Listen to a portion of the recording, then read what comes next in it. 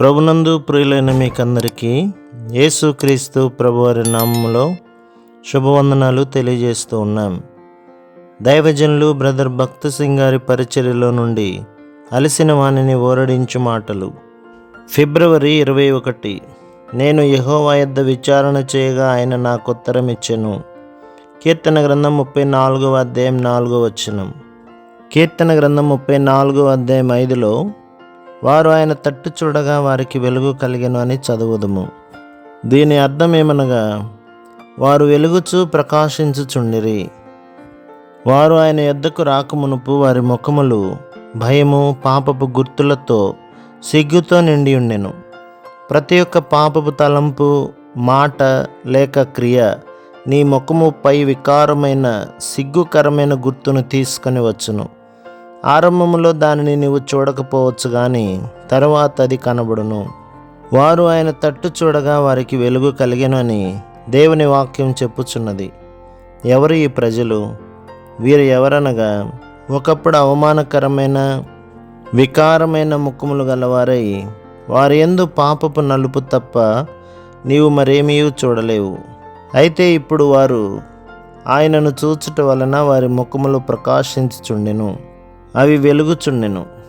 ఒక క్రొత్త పరలోక సౌందర్యము వారి ముఖముల మీదకి వచ్చెను. దేవుడిచ్చు ఈ సౌందర్యము సబ్బు కానీ, పౌడర్ కానీ, క్రీము కానీ, లేక బంగారు వెండి నగలు ధరించుట ద్వారా కానీ రాదు. కొందరు ఎంత బుద్ధిహీనులుగా ఉందరు కదా.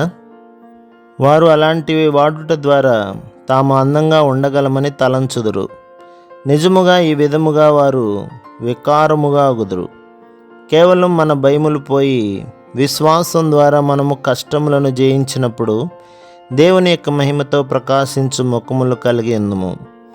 దావీదు యొద్దకు సణుగుచు గొణుగుచు విచార ముఖములతో వచ్చిన ప్రజలు చీకటి గల అదుల్లాము గుహలో కూడా దావీదు ముఖం ప్రకాశించుటను చూచిరి. వారు కూడా ప్రభు వైపు చూచుటకు నేర్చుకొనిరి. వారి ముఖములు కూడా ప్రకాశించనారంభించెను.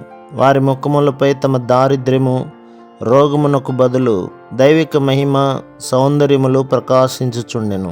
అదే కీర్తనలో 4, 6, 17, 19 వచనములలో కీర్తనకారుడు అనేక శ్రమల ద్వారా వెళ్ళుచున్నట్లుగా చూచుదుము.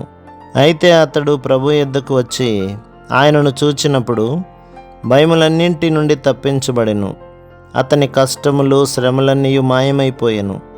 ఒకవేళ నీ మాటలు వినుటకు నాకు సమయము, నాతో మాట్లాడుటకు నీకు సమయము ఉన్న ఎడల నీ కష్టములన్నీ నాతో చెప్పుదువు. అయితే వినుము, నీ కష్టములు నాకు చెప్పకము. వాటిని నీ పొరుగువారితో కానీ, ప్రసంగికులతో కానీ, లేక ఏ ఒక్కరితోనైనాను చెప్పకము. వారు ఒకవేళ చేయగలిగినను వారు నీకు సహాయం ఏమాత్రమునూ చేయరు. ఈ దైవజనుడైన దావీదు తన స్నేహితుల యొద్ద ప్రయత్నించెను, కానీ వారు అతని ఎడల తప్పిపోయిరి. అతనికి తనను ఎంతో ప్రేమించు యోనాతాను అను స్నేహితుడు గలడు. అతడు రాజు యొక్క కుమారుడు. అతడు సహాయం చేయవలనని ప్రయత్నించినను అతడును చేయలేకపోయాను. మరియు ఇతర రాజుల యొద్దకు వెళ్ళినను వారు కూడా తప్పిపోయిరి. అంతమున అతడు తాను యెహోవా యొద్ద విచారణ చేసి తినని చెప్పుచున్నాడు. మరొక విధముగా చెప్పవలననినా అతడు ప్రభువును చూచెను.